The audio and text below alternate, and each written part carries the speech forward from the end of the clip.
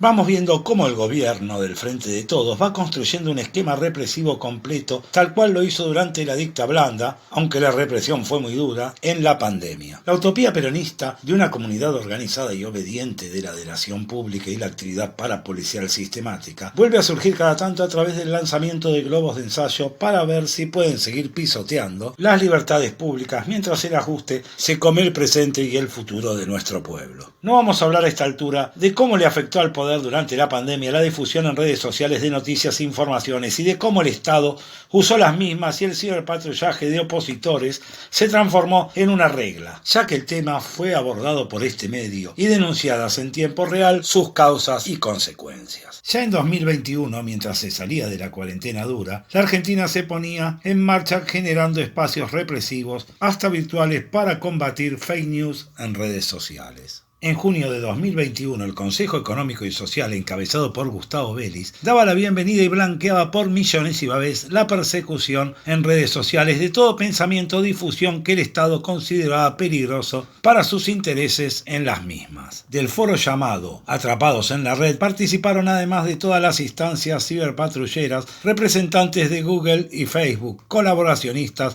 de los estados en la censura y aprehensión de sus propios usuarios durante toda la pandemia. ¿La excusa? La misma de siempre, alegar que las redes sociales, al no estar reguladas, son el vehículo de noticias falsas y el discurso del odio. Es claro que ya veían venir muchas noticias que el Estado negaba y que las redes sociales revelaban a los ciudadanos. Obviamente, nada dijeron de cómo el Partido Justicialista se organizaba a través de una militancia virtual, que además de hacer lo mismo que el Estado decía querer combatir, ponía en la cancha virtual con apoyo estatal a delatores parapoliciales que con total impunidad actúan de informantes de las fuerzas de seguridad y de la inteligencia del Estado.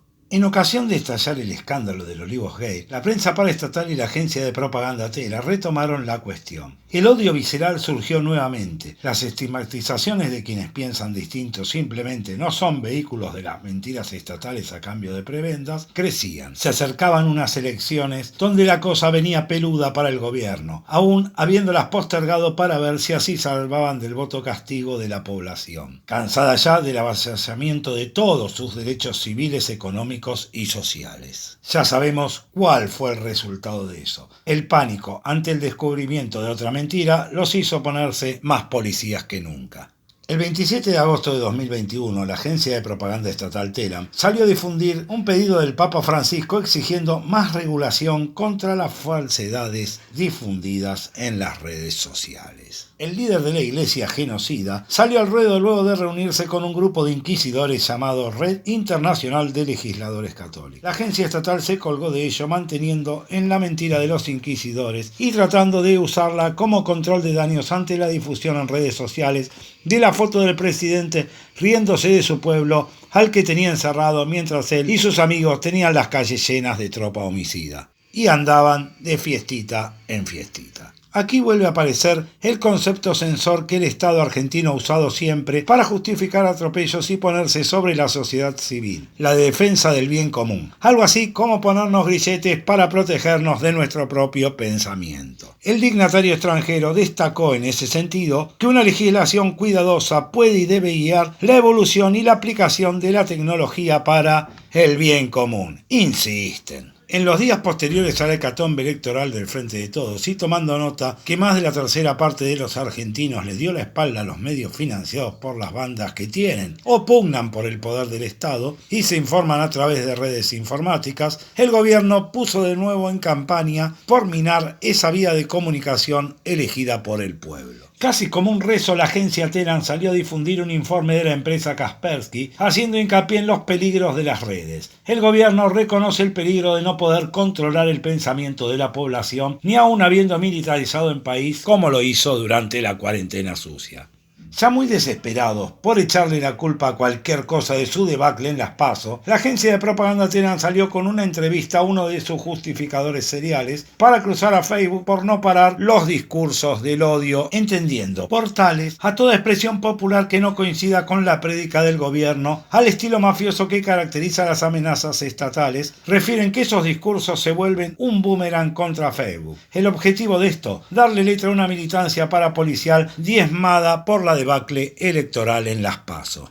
Estrolados también en las elecciones posta, el Estado y sus grupos parapoliciales entraron en un silencio estampa sobre la cuestión de controlar lo que se dice en las redes sociales. Ya la prédica fascista se había vuelto inútil y pasaron más a la acción que a la declaración, al menos hasta marzo de este año. Cerca del 24 de marzo, más precisamente el día 21, la agencia de propaganda estatal Telam tenía que salir al cruce del descontento social manifiesto y necesitaban echarle la culpa a alguien de las consecuencias del ajuste en marcha y de la tendencia gubernamental a darle más plata a las Fuerzas Armadas y de seguridad. Aparte de los vaivenes de la ridícula diplomacia peronista ante la invasión de Rusia a Ucrania. El 21 de marzo, como les decíamos, se publica una nota de Ignacio Ramonet, uno de estos que escribe para cuanto gobernante le llene la panza, una nota titulada «Las redes sociales imponen su relato», en la que el autor se alinea cuánto facho de venida progresista manda en el mundo y salió a fundamentar que el culpable de que salvo él y quienes le pagan no se coman sus paquetes de mentiras es de las redes sociales. El problema sería que en las redes sociales le contestan las farsas estatales y esto le hace mucho daño al andamiaje ideológico de los de arriba.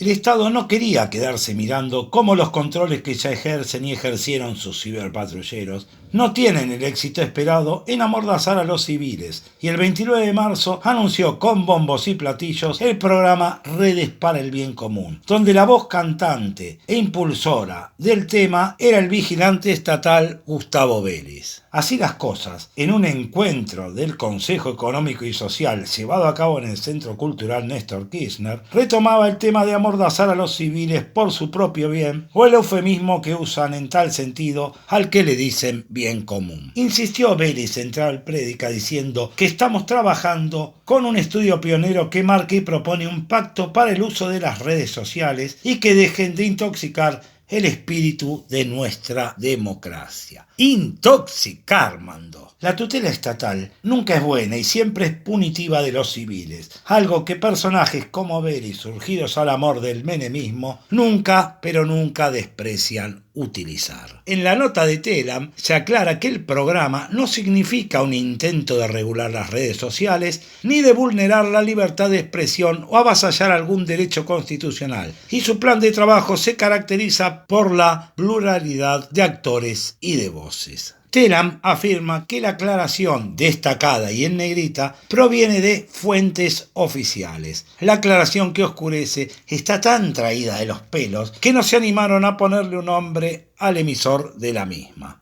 Vélez, ya sabemos, salió del gobierno acusando al presidente de ser contradictorio, justamente algo que él no es, ya que siempre bregó por amordazar al pueblo en defensa de los poderosos. El fruto menemista se pudrió en el árbol hasta caerse. Tras el atentado fallido a Cristina Kirchner, la red alcahueteril volvió a retomar la cuestión, aunque ya sin tapujos. Volvieron los operadores estatales y paraestatales a insistir que un grupo debe controlar, vigilar y castigar cualquier tipo de expresión popular en redes sociales, a las que le adjudican el discurso del odio, característica que no ven ni en el accionar ni en el discurso propio de su facción, bastante sectaria por cierto. El presidente, en el final de su gira por los Estados Unidos, salió a declarar que tras la pandemia se ha generado un desánimo muy grande en todo el mundo. Eso es aprovechado por sectores reactivos, a veces de izquierda, a veces de derecha, pero parecen prevalecer los de derecha y promueven un discurso confrontativo y de odio que a veces penetra en la cabeza de mucha gente. Aseguró que es un problema que tenemos que afrontar. Como dice siempre este señor, que nunca enfrentó ninguno de sus problemas y que los que pudo los tapó con plata de todos, como fue el Olivos Gay. Nuevamente, un paternalismo censor surge y el presidente echa así por tierra la aclaración que en marzo había hecho Telam. Usando el patético ataque a Cristina, blanquea las intenciones de su gobierno y del Frente de Todos de acallar toda voz crítica a su gobierno. Así, el atentado suple a la pandemia como excusa sagrada para pisotear la libertad de expresión. Una constante peronista esto de vigilar y castigar a quienes no se someten voluntariamente a su arbitrio.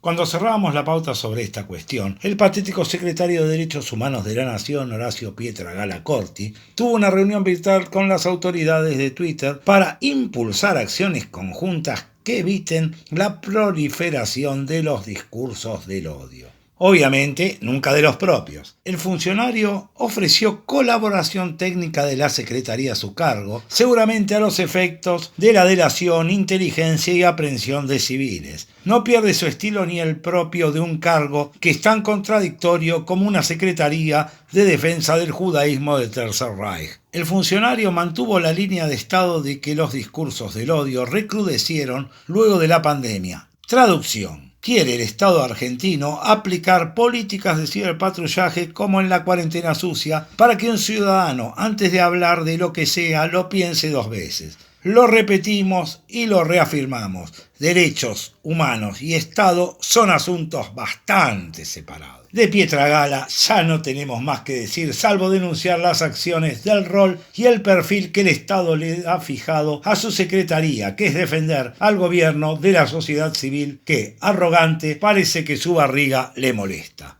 Hasta aquí llegamos con esta emisión número 47 de El Irreverente. Nos estamos viendo prontito. Hasta la próxima, amigas y amigos.